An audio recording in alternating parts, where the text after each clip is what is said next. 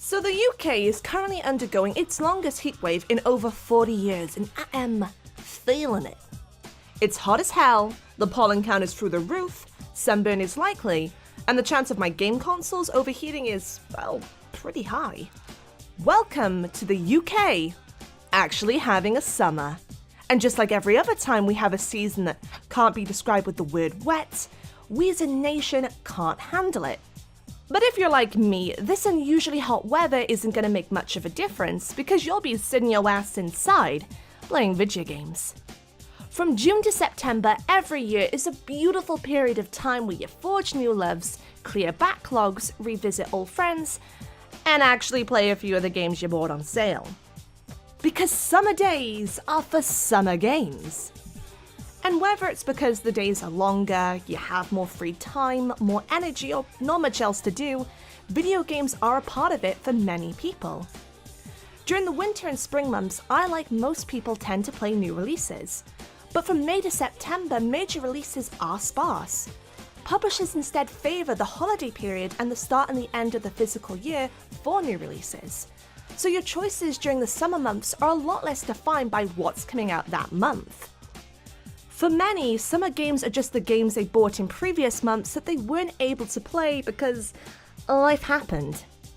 When I was in school and the workload started to slam me, this was the only time in the year I could play games freely. It was a catch-up period. But if you have tons of free time, and I mean tons, it's a great opportunity to play RPGs in.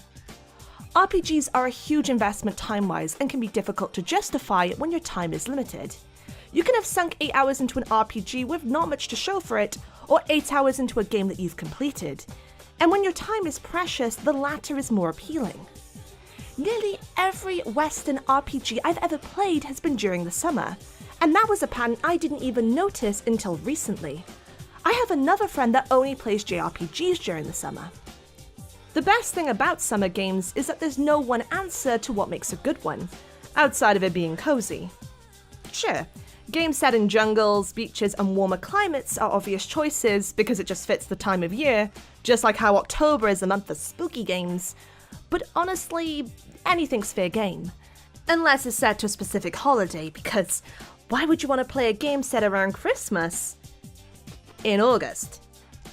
What makes a good summer game honestly doesn't matter because this period of time means different things to different people. The type of games people play are down to circumstance and availability. You might find that your friends are around online a lot more during the summer, so naturally, you play more co-op and multiplayer games. For me, the opposite is true, so I tend to play more single-player games. Nowadays, I focus on my core backlog, the games I've been meaning to get to for years, because I nearly always finish new releases I buy due to my time being overall more flexible. If I'm traveling or visiting family during the summer, I stick to my 3DS, PS2 and PS3 since I don't necessarily have access to a current-gen system or a reliable PC. I play a lot more LAN co-op and multiplayer games since I'm with people in person, and I spend a fair few nights playing horror games since I don't have anything planned for the morning. Plus, summer nights are less spooky than winter ones. I've gotten into so many of my favourite game series over the summer months in previous years, like Metal Gear and Fallout. It's probably why I think it's such a fantastic time to play games or to binge a series you never got round to. Even now, that my ability to play isn't so rigidly defined by deadlines and overall is more flexible, after so many years of cramming my summers full to the brim with games and films, it's still something I do and actively look forward to.